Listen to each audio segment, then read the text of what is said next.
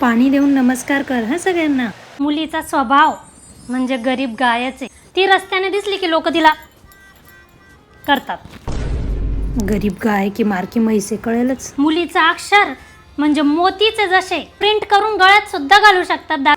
इंग्रजी अक्षराला कानाना मात्राना विलांटी काही वळण नसतं. चांगलंच वाटतं ते. छान आहे. स्वयंपाक म्हणजे काय बनवतात आमच्या दीदी. लोक बोट मनगटापर्यंत चाटून जातात. त्यांचे मामा तर म्हणतात ह्या पोरीने शहाजहानच्या काळात जन्म घेतला असता तर काय झालं असतं हिचं. शाहिस्तेखान झाला असता तिचं. फॅन्सी पदार्थ पण शिकवले तिच्या मामीने तिला. आई म्हणते खादाडेच नुसती मग जेवण बनवायला पण शिकव. खायला लागतं त्याला बनवता आलंच पाहिजे. मुलगा असो का मुलगी. किती वाजता उठते सकाळी. आईने रागवलं की लगेच उठते.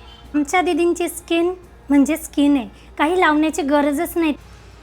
दीदीला मेकअप केल्यावर मग काही लावण्याची गरज नसते. विणकाम तर अशी करते ना आमची ललुताई की गावातल्या सगळ्या मेंढ्यांनी तिचा धसका घेतलाय. कामात तर आमची ललुताई एक नंबर आहे.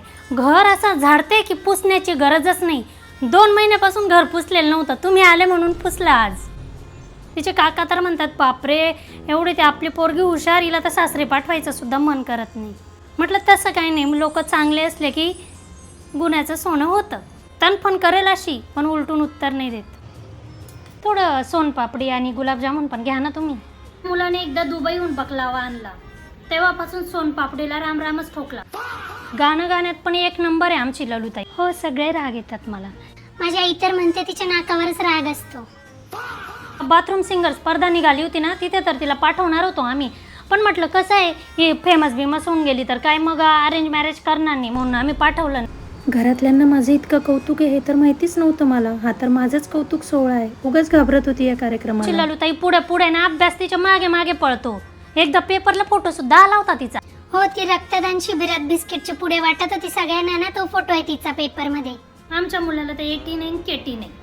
पहिल्याच वर्षात सगळे विषय पास निघायचे. स्वतःहून नोकरीला लागलाय. 1 रुपया कुणी भरला नाही. कुणाची दाराची पायरी आम्ही चढलो नाही. त्याचे शोधून घेतली नोकरी. पण छोकरी शोधायला आम्हाला बोलवलं. त्यांनी आज काठपत्राची साडी नेसायला पाहिजे होती ना. मग तू पाहुणे पाहायला येणार आहे तर. हो ना तशी बरी आहे पण माझ्या मुली इतकी खास नाही. माझी सख्खी ननंद चुलत ननंद सगळ्या टपून बसलेल्या होत्या की केव्हा तुझ्या बहिणीच्या मुलीचं लग्न करणार आहेत. आम्हाला फक्त एक शब्द टाक.